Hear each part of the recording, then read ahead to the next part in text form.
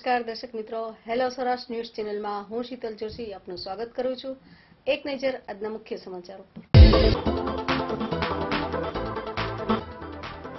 કાચા માલના ભાવ વધારાના કારણે દરેક ઉદ્યોગના મધર ઉદ્યોગ ગણાતા ફાઉન્ડ્રી ઉદ્યોગમાં મંદીનો માહોલ।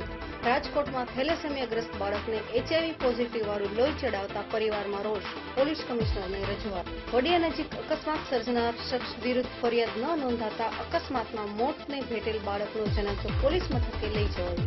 રેડ FM દ્વારા રાજકોટમાં થપ્પા લગાવો નંબર 1 બનાવો સ્પર્ધાનું આયોજન કરાયું હતું, જેમાં રાજકોટના બેસ્ટ પેંડાવાલાને વોટ આપવાનો હતો। જેમાં આજે બેસ્ટ પેંડામાં જય સિયારામ પેંડાવાલા એટલે કે ભગતના પેંડાવાલાના પેંડા નંબર 1 નું સ્થાન મળતા આ પેંડાવાલાની દુકાને રેડ FMની ટીમ ઢોલ નગારા સાથે પહોંચી ગઈ હતી અને અભિનંદન પાઠવ્યા હતા। આ પ્રસંગે રાજકોટ મહાનગરપાલિકાના મેયર શ્રી જનકભાઈ કોટક પણ ઉપસ્થિત રહ્યા હતા અને ભગત પેંડાને અભિનંદન પાઠવ્યા હતા।